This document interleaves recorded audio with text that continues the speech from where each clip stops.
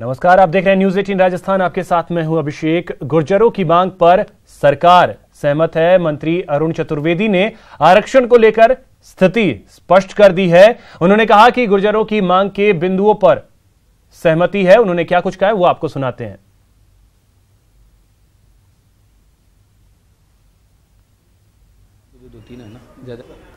प्रधानमंत्री नरेंद्र नहीं पढ़ना चाह रहा इनसे बुला।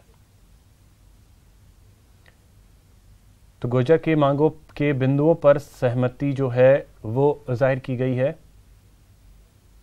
संघर्ष समिति ने दौरे का बहिष्कार करने के बाद राज्य सरकार चाहती है और उस पर कदम भी उठाए हैं।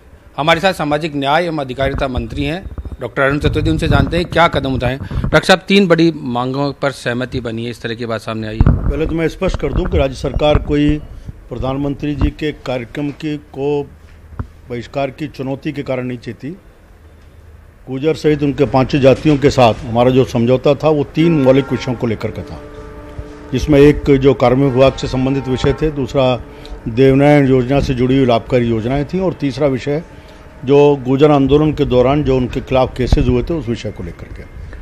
कार्मिक विभाग से किस तरह की स्थिति स्पष्ट कर रहे हैं? कल कार्मिक विभाग ने जो उनके विषय थे उसमें 3 विषय थे। 3 में से एक विषय जिसमें जो नोटिफिकेशन निकला था उसकी कई जगह पर उसकी व्याख्या सही से नहीं होने के कारण लोगों को कुछ जगह लाभ नहीं मिल पा रहा था, और विशेष रूप से देखें तो ज़्यादातर जगह इम्प्लीमेंट हो गया था।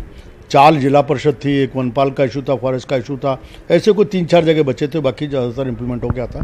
फिर भी हमने कहा एक जगह भी नहीं बचना चाहिए, उसका क्लैरिफिकेशन आज कल रात को निकाल दिया।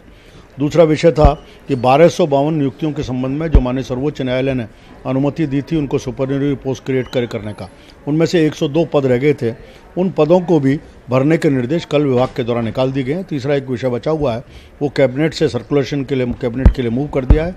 जैसे ही कैबिनेट से स्वीकृति मिलेगी उसके भी आदेश जारी करें। क्या गुर्जर आरक्षण संघर्ष समिति से बारे में बात हुई, उनको अवगत करा दिया गया, आगे कोई उनका एक्शन नहीं रहने वाला? जैसे ही मिला उसके बाद तुरंत ही हमने उनके प्रतिनिधि शैलेंद्र सिंह जी को इस बारे में जानकारी दे दी है, और मुझे विश्वास है कि जिस गंभीरता के साथ राजस्थान सरकार उनके समाज के विषयों को लेकर के कार्रवाई कर रही है, निश्चित रूप से कर्नल बैसला, उनकी पूरी टीम और संपूर्ण समाज इस बात से संतुष्ट होगा कि पहली ऐसी सरकार है जिसने इन 4 सालों में समाज के उत्थान के लिए समाज की जो विषय थे उन विषयों को बढ़ाने का काम किया। क्या माने कि अब आंदोलन का उनका जो मामला है वो शांत हो गया, अब आगे?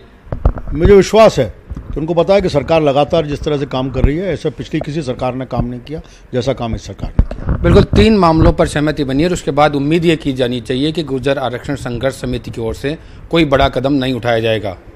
मेरा कैमरामैन सहयोगी रमाकांत व्यास के साथ सुधीर शर्मा, न्यूज 18 जयपुर। बीकानेर में तहसीलदार कार्यालय का बाबू ट्रैप हुआ है। एसीबी ने यूडीसी नंदलाल देवड़ा को रिश्वत लेते हुए गिरफ्तार किया है। यूडीसी नंदलाल देवड़ा 1300 रुपए की रिश्वत लेते हुए उसे गिरफ्तार किया गया है। इनकम सर्टिफिकेट बनाने के एवज में 1800 रुपए रिश्वत की मांग की गई थी। एएसपी रजनीश पुनिया की कार्रवाई सामने आई है, जहां पर इनकम सर्टिफिकेट बनाने के एवज में 1800 रुपए की मांग की गई थी, लेकिन 1300 रुपए लेते हुए रंगे हाथों दबोचा गया है। तो बीकानेर में तहसीलदार कार्यालय का बड़ा बाबू, जिसे एसीबी ने ट्रैप किया है।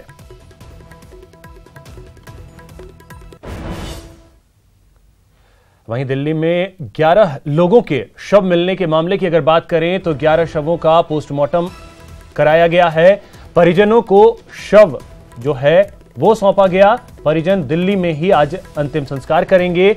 आज ही इनका अंतिम संस्कार किया जाएगा। बुराड़ी में फंदे से लटके हुए 11 शव मिले थे, जिसके बाद सनसनी मच गई पूरे देश में और 11 लोगों का पोस्टमार्टम कराया गया, 11 शवों का, और आज उनका अंतिम संस्कार होगा।